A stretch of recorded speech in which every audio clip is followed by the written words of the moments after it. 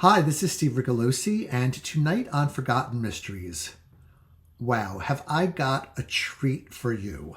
I am really delighted to bring you The House of Terror by Edward Woodward. And this is copyright 1930 by the Mystery League. So stick around at the end of the video for some really interesting information about this publisher, which I had not known until I did a little bit of digging. And check out the cover, right? I've talked in the past about how I find covers that are white, black, gray, and red to be very effective. And I mean, this book had me from the start with this cover. I'm kind of a Gothic, quasi-horror, haunted house kind of guy, in addition to being a mystery guy. So whenever a house is a main character in a book, I'm usually right there with it. I like books about houses, whether haunted or otherwise. But of course, there's much more to a book than its title and its jacket, so let's get into that. Before we do, though, I just would like to mention that I found it very difficult to find any information about Edward Woodward, the novelist. The first couple pages here show a listing of 3 or 4 other books by him. Could not find them anywhere, couldn't find any reviews. And the novelist is not the same as the actor, Sir Edward Woodward from England. So it's kind of hard to find information about him. And I think that's a shame because he was a damn good writer and storyteller. And I wish I could just, sing his praises. When I finished this book, I instantly went out looking for more by him and felt frustrated that I couldn't find them because that's how much I like this book. So I am going to gush about it, and then we'll talk a little bit, do a little literary criticism towards the end, and then I'll talk about the publishing house, and hopefully you are able to find a copy of this book. I know there are copies around. You can find them, and they're not overly expensive. So I'll give you the plot, right? Terrific Gothic plot from the beginning. There is an intimidating house, locally known as the House of Terror in Yorkshire in England. And the man who owns it, Rupert Dykeminster, is a cranky, crotchety, nasty old man who has his entire property protected by vicious attack wolfhounds so that nobody can get near the house or get near him. And the only person really allowed on the property is his quasi-servant, a dwarf, literally a dwarf named Pedmore. And as the book opens, we just get to meet Rupert Dykeminster enough to dislike him, and he is shot and killed by way of a blowgun with a poison arrow right to the throat, and kaput, he's done. And local lore has it that there is a secret hidden in the house. There is a secret, and we don't know what that secret is. We know, though, that a lot of people want it.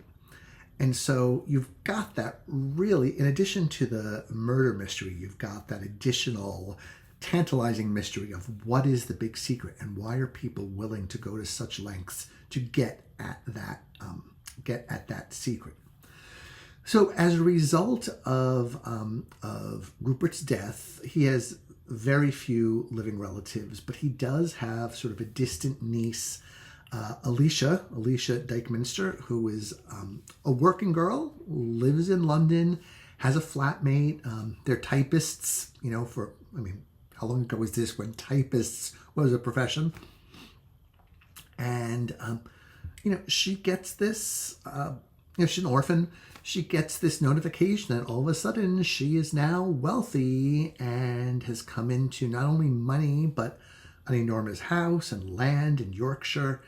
And like so many good haunted house books, part of the requirements for her to get her inheritance is that she has to live there and she has to carry on the family name And if she ever marries, she has to have the man has to take on her last name, Dykeminster, so that the family name will carry on.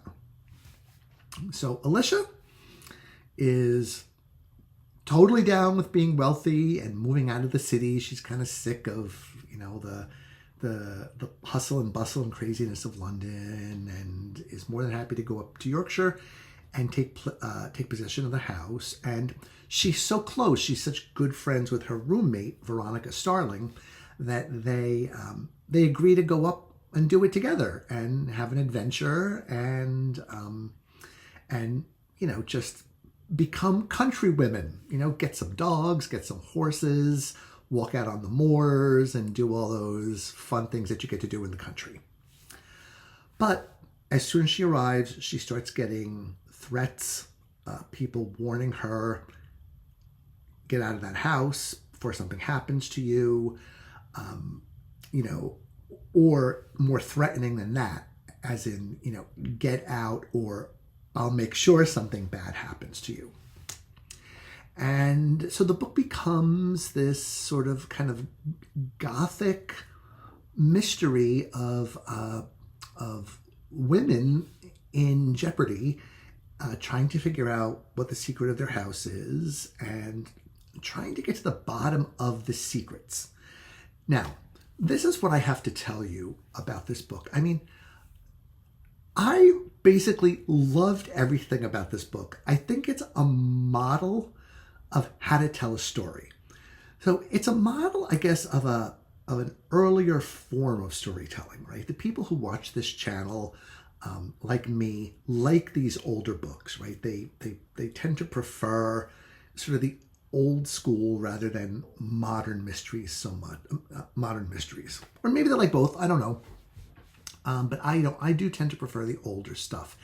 And to me, this book is almost a perfect representation of what a mystery story should do for the reader. I'm going to start with just some of the things that I like, but I'm going to work up to what I really loved the most. So I mentioned earlier, house with a shady history, what's going on, what is the mystery that is hidden in there. It's got all these great Gothic tropes like, a cemetery and secret passages and hidden cellars and hidden, what would you call them? Almost like jail cells where people can be kept prisoner. And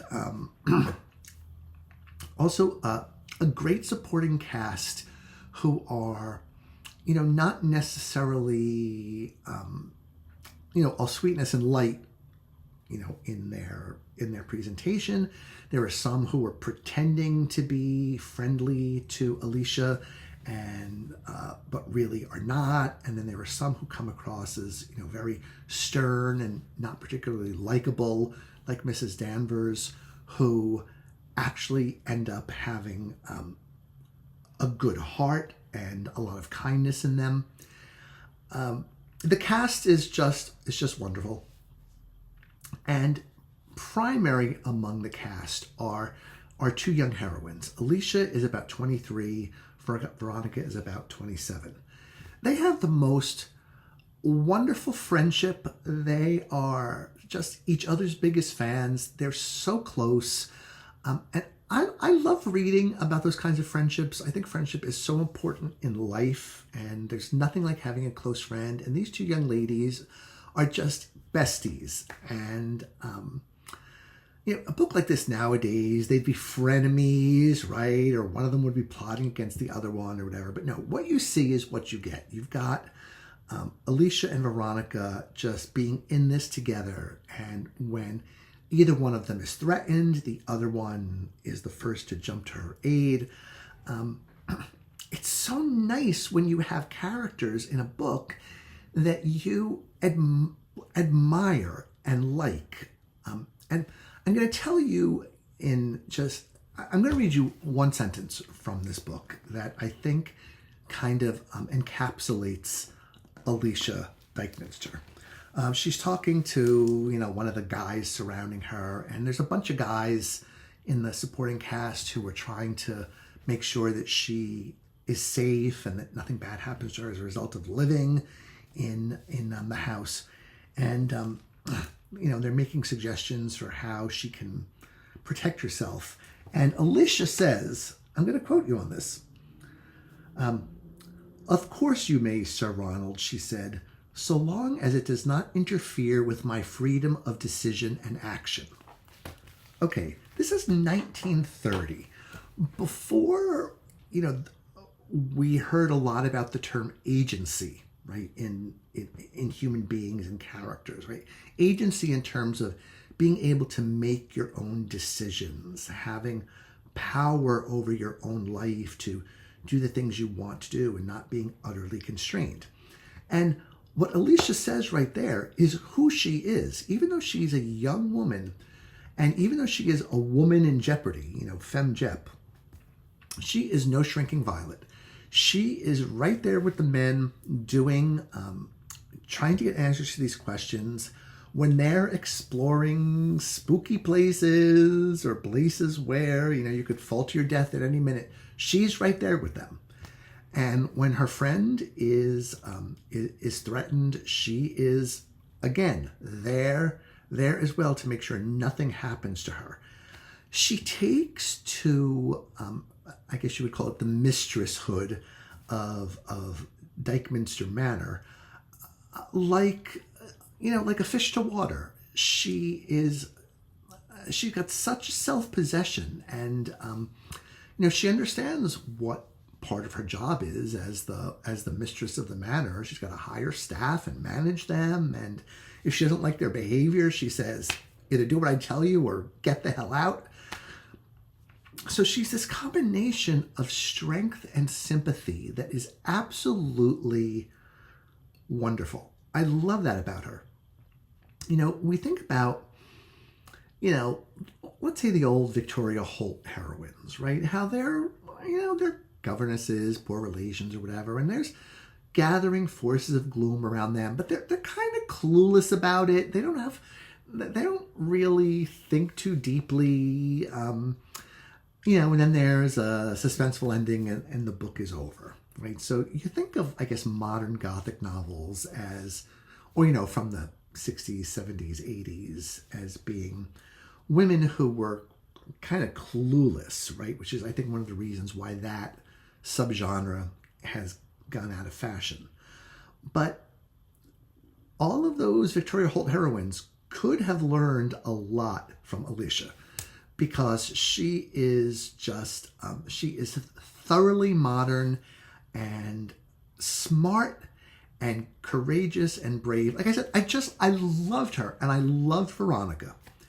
And in general, I loved the cast. Now, of course, there were bad guys in the cast, and I can't say who was or whatever, but this is a case of an author who was fond of his cast.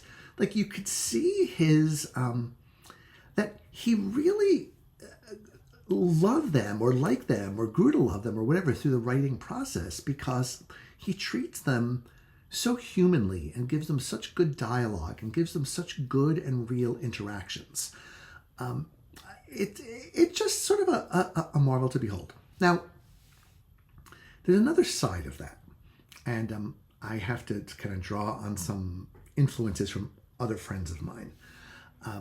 So I have a good friend who's a screenwriter who says that, nice characters are boring, that you have to have conflict, that you have to have people at loggerheads for a book to be really effective. There has to be conflict. And for a book to be successful, you kind of have to put your characters through hell. You can't just skip through the daisies and have a suspenseful book. They have to be in jeopardy. And he told me the only book he ever read that was filled with nice characters doing nice things and coming to a happy ending that was effective was Laurie Colwin's book, Happy All the Time. And I read that book, and It's absolutely true. That's a wonderful book, and she was a wonderful writer. Not a mystery, but it's about sort of two mismatched couples in New York City, and just a delight to read. And this book was delightful to read, partly because of those relationships, partly because of the author's love of his characters, but he's a good enough storyteller and novelist to know that some of these people have to be not who they are, or not who they appear to be. Bad guys in the guise of good guys, homonyms, guys and guys. And so the suspense is always there, because you know that there's always information that is being sought, and you know that there are nefarious people behind the scenes or whatever. So there's absolutely that suspense that comes with not knowing why people are behaving the way they do, and whether they are who they say they are, and whether they have the heroine's interests at heart, or whether they're only in it for themselves. So, another thing, if we just get into a little bit of literary criticism, is one definition, the difference between comedy and tragedy, is that in a tragedy, characters end up being worse than they think they are, right? So they think they're a good person, but when push comes to shove, they show their true colors, and they're not as good as they think they are, and that's tragedy. And in comedy, people are better than they think they are. So they may think they're okay or not that great, but when the time comes to shine, they really show the best of themselves. And so in that way, this book is a comedy, because there are a couple of characters, I won't name names, who are, you think villainous, or, just not the best of people.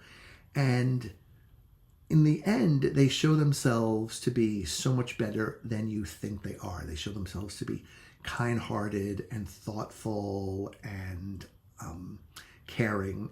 And so, you close the book with this feeling of God's in his glory, all is right with the world. You've gone on this trip through dungeons and sewers and hidden caverns and women in jeopardy and a scary house, that with secret passages that you never know who is going to be in there threatening your life. And it's just the most marvelous, fun read you could imagine. I had never heard of Edward Woodward before I bought this book. I admit it was the title and the cover that got me because of my love of house-oriented books. I started reading this thing, and I was like, my God, this is so good, so good. And it managed to keep that level of goodness throughout the entire book. I was so impressed. So I hope people who are watching this will, I hope at least some of you will go out and find a copy of this book, because it is a pleasure. And I realize I'm repeating myself. So just to talk a little bit more seriously, instead of me just gushing like a fanboy over this book, is, when we think of the term Gothic novel, I think there are two strands of that we have to kind of tease apart. The one is the phrase Gothic novel as it was used for books published, say, in the 20th century, the mid 50s, 60s, 70s, or so forth. I mentioned Victoria Holt, but there are also others, Phyllis Whitney, Dorothy Eden, that Carola Salisbury, like that kind of women in jeopardy amongst a large home in England, or, well, Phyllis Whitney said her books in the United States mostly. And those books are, as I described before, right, where there's a female character who's slightly clueless or kind of in over her head and doesn't really know what's going on. The reader sees the menace, but she doesn't so much. And those books could certainly be fun to read, but you don't often leave them thinking that you've you spent your hours with a heroine who is remarkable and who you're going to remember. It's just good fun with hints of the supernatural, hints of ghosts, hints of secrets in the past, all that kind of good Gothic fun that is so enjoyable to read if you like that kind of stuff. But the other strand of the Gothic novel is the English Gothic novel that developed in the 18th century. And I'm talking about books like The Castle of Otranto by Horace Walpole, The Monk by Matthew Gregory Lewis, Mysteries of Udolpho by Anne Radcliffe, The Vampire, I can't remember the author's name, but those were Gothic novels, and what really united them, it wasn't really a heroine in jeopardy. It was this sense of the grotesque and the supernatural and the occult and playing with things that are beyond, our liminal space, right? The devil, the devil shows up in these 18th century English novels and human experimentation. And then part of what was considered grotesque, and this is not meant in a negative way, were sort of physical deformities, like people who were, due to nature, somehow born not fully whole or not fully having all the traits that we think of as a standard human being, such as, a dwarf or, a midget, what we call a little person today, more respectfully. And one of the characters in The House of Terror is literally a dwarf. And I could see that maybe some modern readers would take offense at his presentation, that he is very, very villainous and very untrustworthy. But I just want to say, if you feel that way, keep reading, because Edward Woodward was so marvelous with character that you'll see that maybe what you're thinking or the way things are supposedly being presented may not truly reflect the truth.